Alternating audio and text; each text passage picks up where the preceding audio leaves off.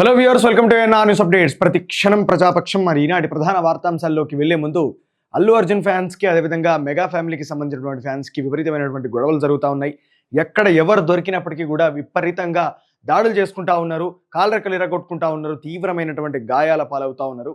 మరి ఏనాడు కూడా అల్లు అర్జున్ గారు కావచ్చు, లేకపోతే పవన్ కళ్యాణ్ గారు కావచ్చు, చిరంజీవి గారు కావచ్చు, గల్లాలు పట్టుకున్నటువంటి దృశ్యాలు మనం చూడం, వాళ్ళు అనుకున్నటువంటి దృశ్యాలు మనం చూడం. కానీ వాళ్ళ వల్ల, ఈ యొక్క ఫ్యానిజం వల్ల ఈ అభిమానులు ఎవరైతే ఉన్నారో వీళ్ళు డిబేట్స్ పెట్టి మరి అనుకుంటా ఉన్నారు, లేకపోతే థియేటర్స్ దగ్గర అనుకుంటా ఉన్నారు.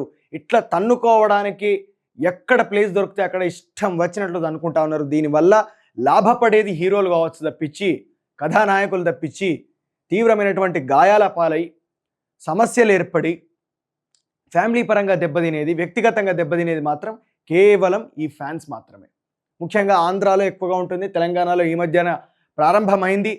ఇట్లా నాలుగు ఎవరైనా మాట్లాడినా కూడా రోడ్డు మీద దొరగొట్టి కొట్టేటటువంటి పరిస్థితికి వచ్చింది. మీలాంటి మూర్ఖపు సైన్యాలకు మాత్రం ఎట్టి పరిస్థితుల్లో కూడా భయపడేది లేదు.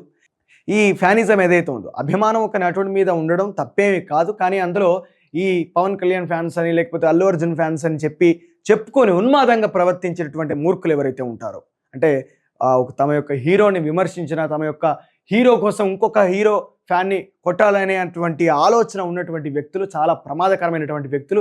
వీళ్ళు దాదాపుగా ఉగ్రవాదులు లాంటి వ్యక్తులు. కాబట్టి ఇట్లాంటి గొడవలను కట్టడి చేసే ప్రయత్నం చేయాలి. పోలీసులు దీని మీద ఖచ్చితంగా దృష్టి కేంద్రీకరించాలి. ఆ హీరోలు ఎవరైతే ఉన్నారో వాళ్ళు కూడా ఖచ్చితంగా వాళ్ళు రియాక్ట్ అయ్యి ఇట్లాంటి గొడవలకు కారణం కాకుండా తమ యొక్క అభిమానాన్ని కంట్రోల్ చేయవలసినటువంటి పరిస్థితి ఉన్నది. ముఖ్యంగా అభిమానం అనేది ఏదైతే ఉందో ఇది అవిద్య వల్ల, ఇది సామాజిక పరిస్థితులను అర్థం చేసుకోలేకపోవడం వల్ల, కుటుంబ పరిస్థితులను అర్థం చేసుకోలేకపోవడం వల్ల, ఈ సినిమా అనే ప్రపంచము లోపట ఒక బావి లోపట కప్ప ఎట్లా బతుకుతుందో అట్లా బతికేటటువంటి ఆలోచన విధానం ఉన్నటువంటి వ్యక్తుల మైండ్లో ఇట్లాంటి ఆలోచనలు మాత్రం పుడతాయి. ఎందుకంటే ఫ్యానిజం నుంచి బయటికి రావాలి. ఫ్యానిజం నుంచి బయటకు వస్తే చాలా సమస్యలు ఉన్నాయి. ఆ సమస్యల కోసం కొట్లాట చేయాలి, ఆ సమస్యల కోసం పోరాటం చేయాలి. అట్లాంటి ఆలోచన విధానంతో ముంగటికి పోవాలి. కానీ ఒక ఉన్మాదంగా, ఒక ఉగ్రవాదిలాగా ఇంకొక మనిషిని చంపేద్దాం, దాడి చేద్దాం, లేకపోతే ఆ వ్యక్తి రాజకీయాలకు వెళితే ఎదుటి పార్టీ యొక్క విధానాలు తెలియకుండా, ఎదుటి పార్టీ సిద్ధాంతాలతోటి వ్యతిరేకించకుండా, కేవలం వ్యక్తిగతమైనటువంటి కక్షతోటి, ఒక ఫ్యాన్ వారితోటి, ఈ విధమైనటువంటి హీరోల యొక్క ఆ పార్టీలకు సంబంధించినటువంటి ఒక కార్యకర్తగా మారి వాళ్ళ మీద దాడులు చేయడం, మన మీద దాడులు చూపించుకోవడం, మన ఫ్యామిలీస్ని ఇబ్బంది పెట్టించుకోవడం, వ్యక్తిగతంగా మనం ఇబ్బంది పడడం, మన కాళ్ళరెక్కలు ఇరిగినా వాళ్ళ కాళ్ళరెక్కలు ఇరిగినా వాళ్ళకు ఫ్యామిలీ ఉంటుంది, మనకు ఫ్యామిలీ ఉంటుంది. ఇది పూర్తిగా ఎవరి సైడ్ అయినా అప్పటికీ కూడా అది నష్టమే. కాబట్టి దానికి ఎవరు హీరోలు వచ్చి రియాక్ట్ గారు, నువ్వు డబ్బులు ఖర్చు పెట్టుకున్నా వాడు రియాక్ట్ గాడు, నువ్వు వాళ్ళు పొయ్యి వాడిని తనినప్పటికీ కూడా నాకేం సంబంధం అని చెప్పి నీ హీరో చెప్తాడు. కాబట్టి ఇది వ్యక్తిగతంగా, ఇది వ్యవస్థ పరంగా తీవ్రమైనటువంటి నష్టాన్ని చేకూరుస్తుంది. కాబట్టి ఫ్యానిజం నుంచి దయచేసి బయటికి రండి. వాటి వల్ల హీరోలు చాలా ఎప్పటికైనా వాళ్ళ మధ్యన ఏదైనా మనస్పర్ధలు వచ్చినప్పటికీ కూడా ఏదో ఒక రోజు వాళ్ళు మళ్ళీ కలిసిపోతారు, వాళ్ళు బాగానే ఉంటారు, వాళ్ళు ఎప్పటికీ హ్యాపీగానే ఉంటారు. కానీ వాళ్ళ కోసం జీవితాలు నాశనం చేసుకునేది మాత్రం యువత మాత్రమే. కాబట్టి అది ఆలోచించుకుంటే చాలా బెటర్. పిల్లలకు మత్తు వల్ల కన్నవారు విలవిల. రాష్ట్రంలో 40,000 మంది డ్రగ్స్ బాధితులను గుర్తించిన టీన్యాబ్. బానిసలుగా మారిన విద్యావంతులు, ఉన్నతోద్యోగులు. 7 నెలల్లోనే 6,000 మందికి కౌన్సిలింగ్, డి అడిక్షన్ కేంద్రాలకు పంపుతున్న దక్కని వైద్య సేవలు. మనం చాలా రోజుల నుంచి చెప్తూ వస్తున్నాం, గంజాయికి, డ్రగ్స్కి తెలంగాణలో ఉన్నటువంటి యువత పూర్తి స్థాయిలో అడిక్ట్ అయిపోయింది అని చెప్పి. ఇది ఎక్కంచెలు వస్తుంది, ఎవరు దీన్ని సప్లై చేస్తున్నారు అన్నటువంటి విషయాలను కనుగొనడానికి ఖచ్చితంగా ఒక ప్రత్యేకమైనటువంటి బృందాన్ని ఏర్పాటు చేసి తద్వారా రాష్ట్ర వ్యాప్తంగా ఉన్నటువంటి ఈ సమస్యను పరిష్కరించవలసినటువంటి అవసరం ఉన్నది. ఈ సందర్భంగా ముఖ్యమంత్రి గారిని, ప్రభుత్వాన్ని రిక్వెస్ట్ చేస్తూ ఉన్నాము. ఇట్లాంటిది కల్చర్ ఏదైతే ఉందో, ఈ డ్రగ్స్ కల్చర్ అనేది మరి పెరగకుండా, ముఖ్యంగా ఇది దీనికి అడిక్షన్ అయిన వారు ముఖ్యంగా పిల్లలే ఉంటారు, యువతే ఉంటుంది. కాబట్టి తల్లిదండ్రులు కంట కనిపెడుతున్నప్పటికీ కూడా పిల్లలు ఎందుకు ఆ మత్తుకు బానిస అవుతున్నారు అన్నటువంటి విషయాలను కూడా మనం అర్థం చేసుకోవాలి. ఎందుకంటే ఈ రోజుల్లో ఉన్నటువంటి పరిస్థితుల ప్రకారం పిల్లల మీద ఒత్తిడి పెరిగినప్పుడు మనసు వికలమైపోతుంది, అచంచలంగా మారుతుంది. కాబట్టి ఆ ఒత్తిడి అనేది తగ్గించే ప్రయత్నం చేయండి. పిల్లల్ని, యువతని తప్పుదోవ పట్టించేది ముఖ్యంగా తల్లిదండ్రులే. ఎందుకంటే వాళ్ళను చదువుకోమనో, లేకపోతే ఇంకా రకరకాలైనటువంటి వాళ్ళ ఆశలను వీళ్ళ మీద రుద్దే ప్రయత్నం చేసినప్పుడు మాత్రమే వాళ్ళు ఈ విధంగా ప్రవర్తిస్తారు. కాబట్టి విచ్చలవిడితనము వద్దు, అదేవిధంగా కట్టడి చేయడము వద్దు. పిల్లలకి ఏది ఇష్టమో దాంట్లోపట ఆ రంగం లోపట వాళ్ళని ప్రోత్సహించే రకంగా ముందుకు తీసుకెళ్తే మాత్రం ఆ రకంగా తల్లిదండ్రులు ప్రవర్తించినప్పటికీ ఇట్లా పోలీసులు కూడా వీటిని సప్లై చేసినటువంటి వ్యవస్థ మీద కాస్త దృష్టి కేంద్రీకరిస్తే మాత్రం డెఫినెట్గా ఈ సమస్య పరిష్కార దిశగా ముందుకు వెళ్తుంది. యుద్ధ భూమిలో పరిష్కారాలు దొరకవు. ఉక్రెయిన్ పశ్చిమాసియాలో సంక్షోభాలు తీవ్ర ఆందోళనకరం. శాంతి సుస్థిరతల పునరుద్ధరణకు భారత్ సహకరిస్తుంది. పోలాండ్ పర్యటనలో మోదీ కీవ్కు బయలుదేరి వెళ్ళిన ప్రధాని.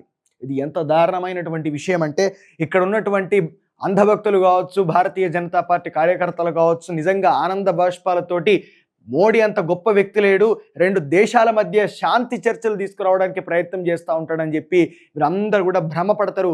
సామాన్య ప్రజలు అందరూ కూడా అది నిజమేనని చెప్పి నమ్ముతూ ఉంటారు.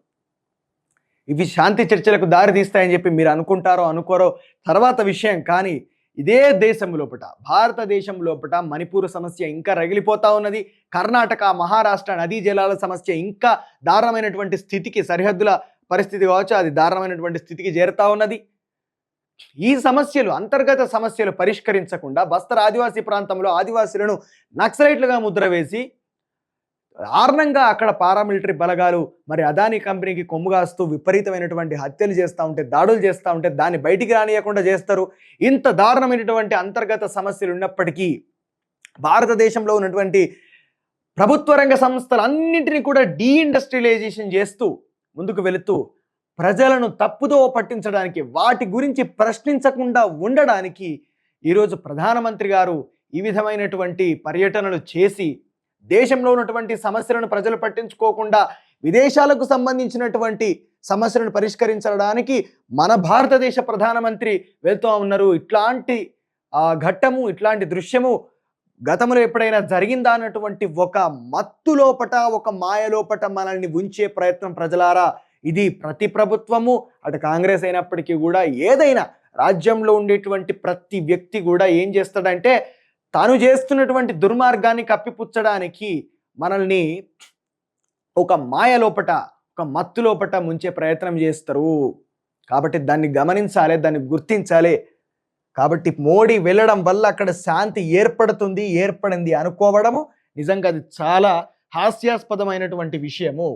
మన దేశం లోపల ఉన్నటువంటి సమస్యలకే దిక్కులేదు. దుష్ట చతుష్టయం దోచుకుంటోంది.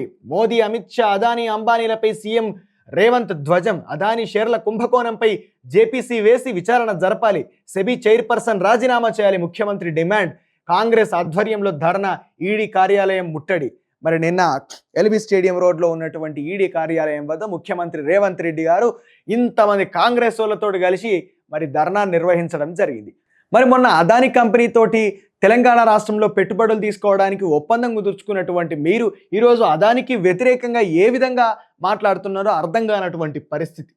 ఏమైనా అంటే ఇక్కడ రాష్ట్ర ప్రయోజనాలని దృష్టిలో పెట్టుకొని మేము ఈ విధంగా ప్రవర్తిస్తున్నామని చెప్పానంటే ఇది 2 నాలుకల ధోరణి. ఇది ఈ రకమైనటువంటి స్టంట్ కూడా ప్రజలను మభ్యపెట్టే ప్రయత్నమే. ఎందుకంటే మీరు ధర్నా కూర్చోవలసినటువంటి అంశాలను ఏం చెప్పనా, అసలు మీరు ధర్నా కూర్చోవడం ఏంటంటే ఒక రాష్ట్ర ముఖ్యమంత్రి ఇంతకుముందు మమతా బెనర్జీ గారు కావచ్చు, అంతకుముందు కేసీఆర్ గారు కావచ్చు, ఈ విధంగానే ప్రవర్తించారు. మిమ్మల్ని అరెస్ట్ మీరు ఢిల్లీలో కదా పోయి కూర్చోవలసింది. హైదరాబాద్లో ఎవరండి మిమ్మల్ని ఆపేది? హైదరాబాద్లో ఏం చేస్తారు మిమ్మల్ని? ఢిల్లీ జంతర్ మంతర్ కాడికి పోయి ఒక ముఖ్యమంత్రి, రాష్ట్ర ముఖ్యమంత్రి ధర్నా చేసిందంటే ప్రధానమంత్రి స్పందించకుండా ఉంటాడా? వ్యవస్థలు స్పందించకుండా ఉంటాయా? అది కదా వీరుడి లక్షణం. మీరు పోయి ఢిల్లీ జంతర్ మంతర్ దగ్గర కదా అక్కడ యుద్ధం చేయాల్సింది, ధర్నా చేయాల్సింది, నిరసన వ్యక్తం చేయాల్సింది. ఇదేంటి? ఇక్కడ ఉంటే ఎవరు చూస్తారు? మిమ్మల్ని ఎవరు అరెస్ట్ చేస్తారు? ఇక్కడ మిమ్మల్ని ఎవరు అడ్డుకుంటారో అది సెన్సేషన్ ఎట్లయితుంది?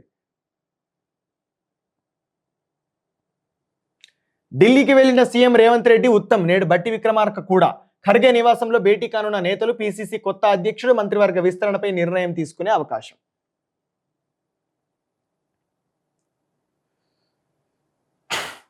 గ్రూప్ 2 డిసెంబర్ 15-16 తేదీల్లో తెలంగాణలో 783 గ్రూప్ 2 పోస్టుల రాత పరీక్షల షెడ్యూల్ను టీజీపీఎస్సీ ప్రకటించింది. వివిధ సాంకేతిక కారణాలతో ఇప్పటికే 4 సార్లు వాయిదా పడగా ఎట్టకేలకు 2024 డిసెంబర్ 15-16 తేదీలో నిర్వహించినట్లు అధికారులు తెలుపుతున్నారు. ఇదన్నా సక్రమంగా జరుగుతుందా, ఇప్పటికన్నా మరి నిరుద్యోగులకు దీనివల్ల ఉద్యోగాలు వస్తాయా అనేటువంటి విషయాన్ని మనం వేచి చూడాలి. ఎందుకంటే ప్రభుత్వం మారింది కానీ ప్రభుత్వ వ్యవస్థలలో మార్పు లేదు. ఆ వ్యవస్థలో ఉన్నటువంటి వ్యక్తులు మారుతారా, ఇప్పటికైనా బుద్ధిగా పనిచేస్తారా, మళ్ళీ ఇది కూడా ఒక ప్లాన్ ప్రకారంగా చేస్తారా అన్నటువంటి విషయాన్ని మాత్రం మనం వేచి చూడవలసినటువంటి అవసరం ఉన్నది. క్రైమ్ సీన్ మార్చేశారు. జూనియర్ వైద్యురాలి హత్యాచార ఘటనపై సుప్రీంకోర్టుకు వివరించిన సిబిఐ.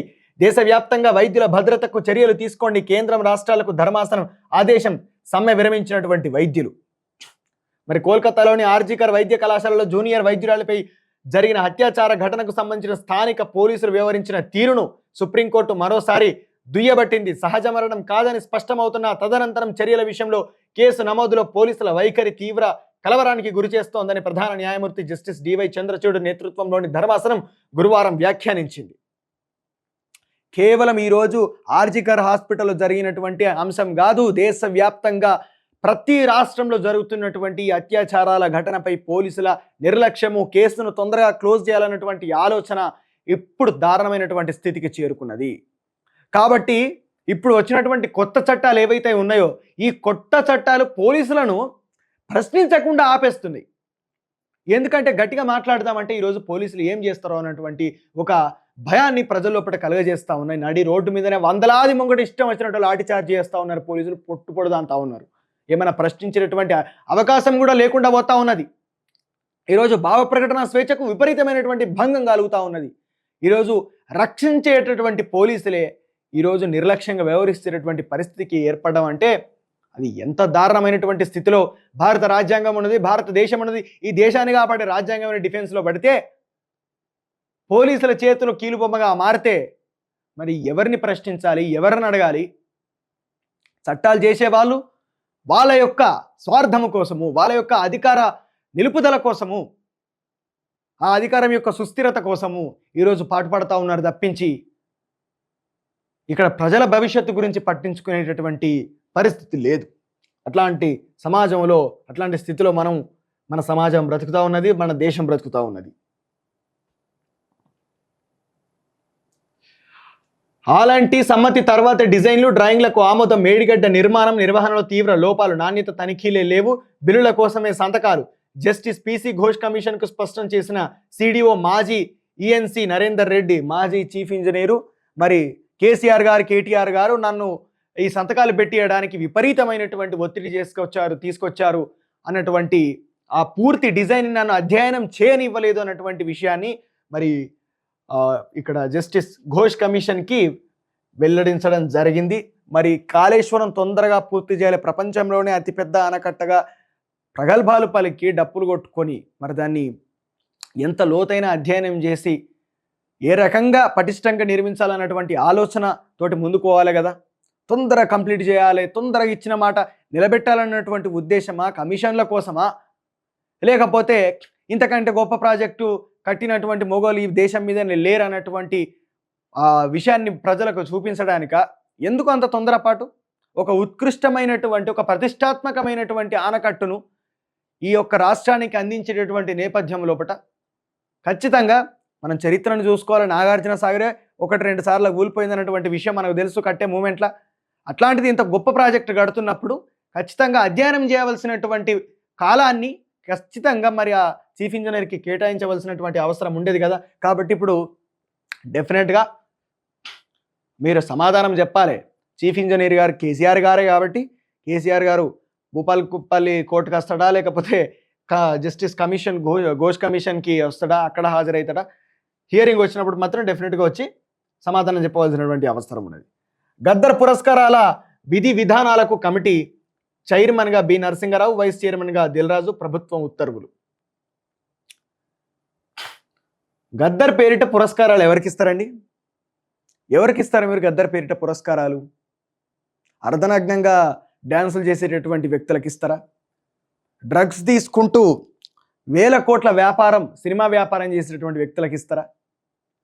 శీలం లేనటువంటి వ్యక్తులకు ఇస్తారా? అసలు గద్దర్ గురించి కానీ, తెలంగాణ చరిత్ర గురించి కానీ, తెలంగాణ పూర్తి స్థాయి సాయుధ పోరాటం గురించి కానీ, నిజాం వ్యతిరేక పోరాటం గురించి కానీ, నక్సలైట్ ఉద్యమం గురించి కానీ, తెలంగాణ మలిదశ ఉద్యమం గురించి కానీ ఎటువంటి అవగాహన లేనటువంటి వ్యక్తులకు ఇస్తారా? ఎవరికి ఇస్తారు గద్దర్ పురస్కారాలు? తెలంగాణ చరిత్రతోటి, తెలంగాణ సంస్కృతితోటి ముడిపడి ఉన్నటువంటి వ్యక్తులకు, జానపద కళాకారులకో లేకపోతే తెలంగాణ ప్రాంతంలో ఉద్యమం చేసినటువంటి వ్యక్తులకు మీరు గద్దర్ పురస్కారాలు ఇవ్వాలి. కానీ సినిమా ప్రపంచానికి ఇస్తే మాత్రం అది నిజంగా వాళ్ళకు తీసుకునే అర్హత లేదు. గద్దర్ అవార్డు, గద్దర్ సినిమా ప్రపంచానికి అంతో ఇంతో తన పాటల ద్వారానో తన మాట ద్వారానో కాంట్రిబ్యూట్ చేసి ఉండొచ్చు. కానీ గద్దర్ తెలంగాణ రాష్ట్రానికి, తెలంగాణ ప్రత్యేక రాష్ట్రంగా ఏర్పడడానికి, ఈ తెలంగాణ జనానికి, తెలంగాణ జానపదానికి, తెలంగాణ జానపద సాహిత్యానికి గద్దర్ ఒక పితామహుడు. అందులో గొప్ప స్థాయికి వెళ్ళినటువంటి వ్యక్తులకు గద్దర్ పురస్కారాలు ఇవ్వండి. కానీ దాంతో ఎటువంటి సంబంధం లేని కేవలం వ్యాపారాత్మకమైనటువంటి దృష్టిలో ఉన్నటువంటి వ్యక్తులకు, ఆ దృష్టితో చూసేటటువంటి వ్యక్తులకు, మార్కెట్ ఉన్నటువంటి వ్యక్తులకు మేము గద్దర్ అవార్డులు ఇస్తామని చెప్పానంటే మాత్రం అది ఎట్టి పరిస్థితుల్లో కూడా ఆహ్వానించదగ్గ విషయం కాదు. ఇవి ఈనాటి ప్రధాన వార్తాంశాలు. ఇలాంటి న్యూస్ కోసం లైక్ చేయండి, షేర్ చేయండి, సబ్స్క్రైబ్ చేయండి. Stay tune to NR news updates, ప్రతి క్షణం ప్రజాపక్షం. Thank you.